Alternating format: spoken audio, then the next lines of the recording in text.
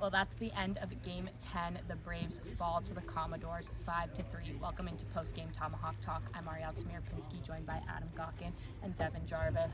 Adam, we have an off day tomorrow, but we're back at it here at home on Friday. What do they need to do better?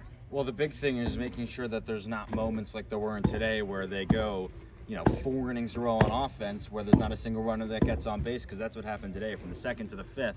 12 up, 12 down, and it's really hard for an offense to get going after that. This team did, but it ended up just being too little too late.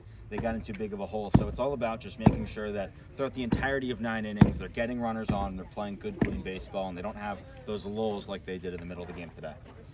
Well, you could feel it on the field. There was a lot of tension. Lander, Saltalamacchia, there were some ump situations. You could feel the tension. Yeah, you could, but I also think it was friendly competitiveness. These are the first time that these two sides are meeting since they split, and it was just a fun game. The high intensity from both sides is great to see here on the Cape, when often you don't get to have rivalries because the team switches up every single year. Falmouth played a great game today, and toward the end you could see they were really getting into it. Bourne was really getting into it, and there was that Ryan Cooney at bat late in the game, but like you mentioned, Bourne just couldn't come up with it, and I think they can learn from this experience with the high emotions and take it into future games, especially next time they see Falmouth. I think that's going to be a fun one.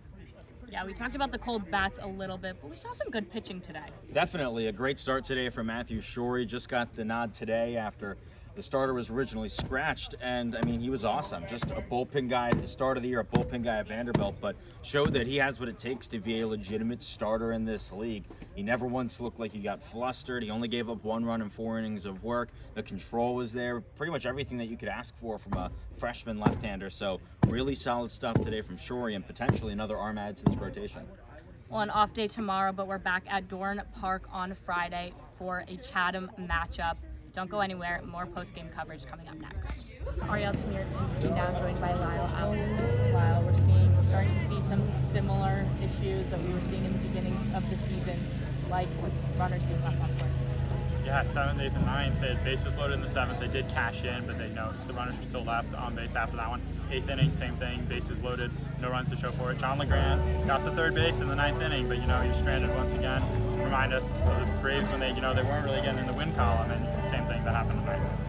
And the bats, we weren't seeing much contact throughout the game, but it also just started off really slow. Yeah, started off slow. They did get out to that 1-0 lead to start, but then, even with the wins, the last 2 games, the bats haven't really been hot. Logan Hughes had that home run yesterday, but it was only 2-1 game before, kind of came alive late, but you had to push him over the top. You need to get him going. They got an off day, can reevaluate, get some rest, but the bats got to come back on Friday against Chatham. Yeah, well, he just said it. We're off tomorrow, but we have a game on Friday at home versus Chatham at 6 p.m.